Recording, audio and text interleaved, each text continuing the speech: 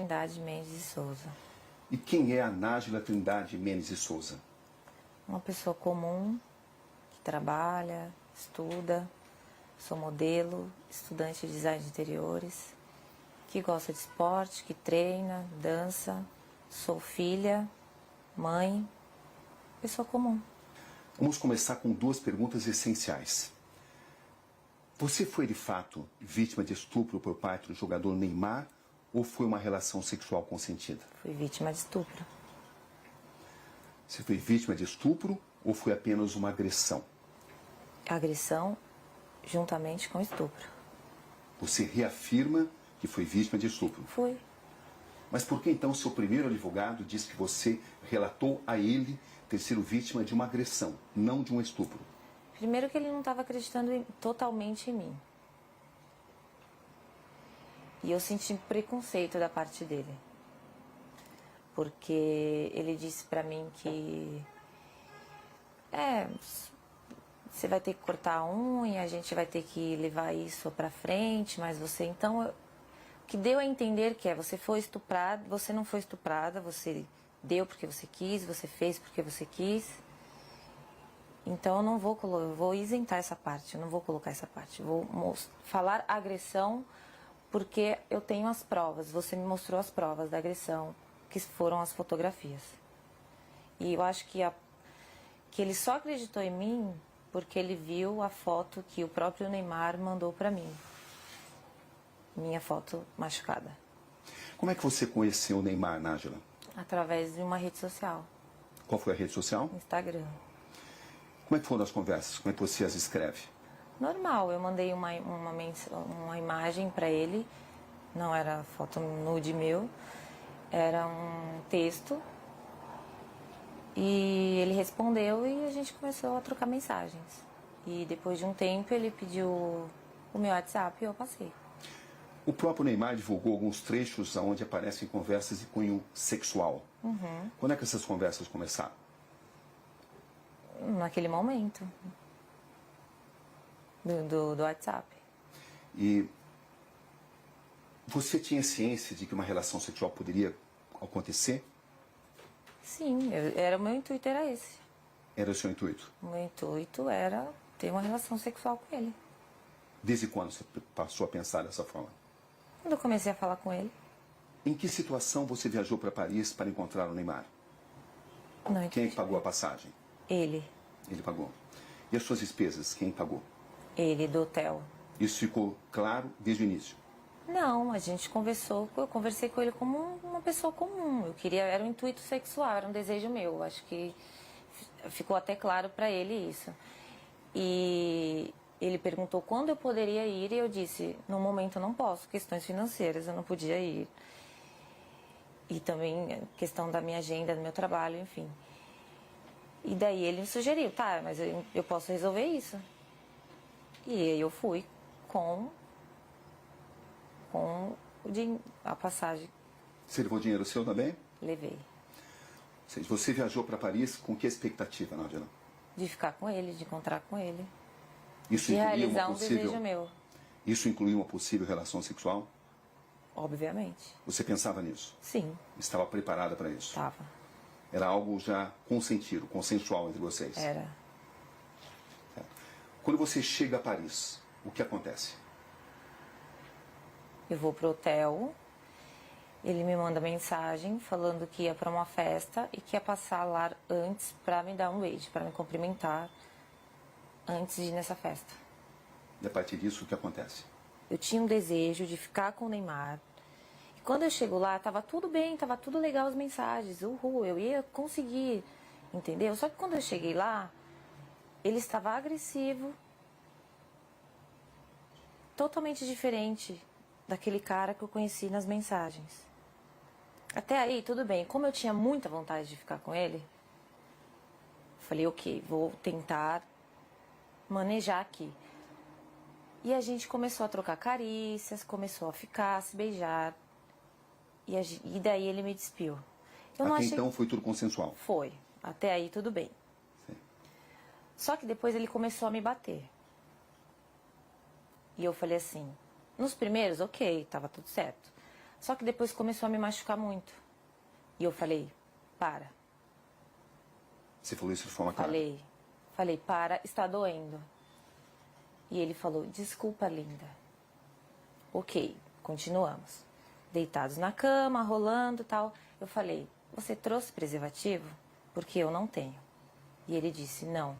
Eu falei, então não vai acontecer nada além disso. Porque não podemos. Qual foi a resposta dele? Ele não respondeu nada. E a gente continuou. E ele me virou, cometeu o ato, e eu pedi para ele parar. Enquanto ele cometia o ato, ele continuava batendo na minha bunda violentamente. E depois eu girei. Foi tudo muito rápido, questão de segundos, e me retirei. Foi isso que aconteceu. Você está totalmente convencida que conseguiu mostrar a ele que você não queria, não desejava mais a relação sexual? Eu falei, para. Não, para. Eu falei. E ele nunca disse nada a você? Ele não se comunicava muito. Ele só agia. Ou seja, você estava preparada para uma relação sexual consensual? Estava. E quando é que essa relação sexual consensual se transformou, na sua visão, em um ato de estupro? A partir do momento que ele se tornou agressivo, a partir do momento que eu perguntei para ele se ele tinha levado o preservativo, que eu não tinha, e ele falou que não, e eu falei para ele, então não podemos. Então só vamos trocar carícia, vamos continuar aqui. E ele concordou, com o silêncio eu entendi como concordância. E quando ele me virou, ele já foi cometendo ato. Então assim, ele não entrou em um acordo comigo. Não, eu não trouxe, mas eu tô afim, eu quero. Não, ele ficou calado. Então para mim, ele tinha entendido que não poderíamos ir além daquilo do que já estávamos fazendo. Ele te obrigou a manter relação sexual? A partir do momento que ele me segurou violentamente me batendo, ele estava me obrigando a ficar ali naquele lugar. Sem uso de preservativo? Sem uso de preservativo. Foi assim que aconteceu a relação sexual? Foi assim que aconteceu. Depois, quando eu saí da cama, quando eu me levantei e fui pro banheiro, eu fiquei, não acreditei, foi tipo uma decepção. E eu fiquei estarrecida, então assim, eu não consegui falar nada pra ele. Não consegui xingar, não consegui chorar, não consegui falar nada. Eu só fiquei em estado de choque, assim. E depois ele levantou, foi pro banheiro, e quando ele entrou por uma porta, eu saí por outra. Você manteve várias mensagens com o Neymar, mesmo depois desse acontecimento, dia 15? Mantive. Por que você continuou conversando com alguém que a estuprou? Porque primeiro que eu tive que assimilar tudo. Todo o acontecimento. E quando ele saiu do quarto,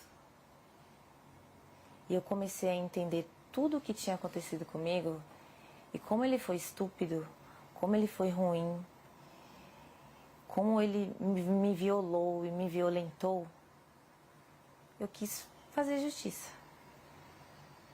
Porque eu não acho que só porque eu estava afim de ficar com ele, ele tinha o direito de fazer aquilo comigo.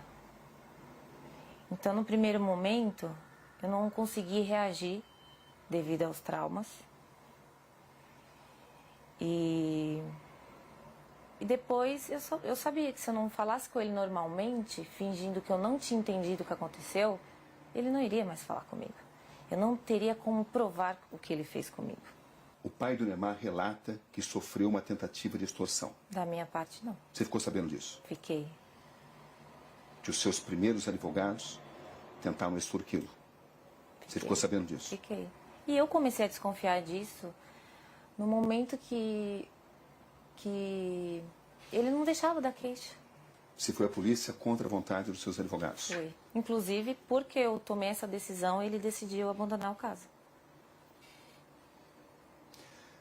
Você tinha conhecimento de que tinha sido pedido uma indenização ao Neymar e ao pai dele? Não. Ele falou que ia fazer uma reunião com os advogados dele, que era para falar, levar até eles o que estava acontecendo. Entendeu? Você tinha expectativa de receber uma compensação financeira? Não. Eu quero justiça. Ele me fez muito mal e eu estou muito traumatizada até hoje por isso. O que você espera exatamente nesse caso? Eu quero que ele pague pelo que ele fez. Você tem consciência do que isso pode representar para o Neymar, Nádia? Eu tenho consciência do que o que aconteceu representa para mim. Uma questão de honra, entendeu? Ele não precisava ter feito aquilo comigo. Não precisava, eu já estava ali para isso, para aquilo. Era um desejo meu, eu sou livre, desimpedida, nós iríamos ficar, eu ia voltar para casa e está tudo certo. Qual é exatamente a sua situação financeira, Nádia, para esclarecer? É verdade que você tem uma dívida de 26 mil e está sofrendo uma ação de despejo? A ação de despejo eu não estava sofrendo até o meu nome vir a público. Né? Então, mas eu tinha um acordo sim para fazer, eu deixei acumular, minha única dívida, e do colégio que eu estava estudando, que por motivos pessoais eu tranquei. É verdade que você deve 4 mil reais ao colégio onde você estudava, à faculdade? É verdade. As pessoas têm usado essas informações para alegar que você queria resolver a sua situação financeira. Você tem consciência disso, né? Tem. Eu fiquei sabendo, mas Como olha... é que você reage a isso? Eu acho que teria uma forma mais fácil e mais rápida do que todo esse auê, todo esse escândalo. Eu acho que eu não preciso disso. E até o Neymar para poder conseguir dinheiro. Tem muitos trabalhos, muitas coisas para fazer. Eu não ia me expor dessa forma. Não tem lógica, não tem sentido. Para arrancar dinheiro do Neymar.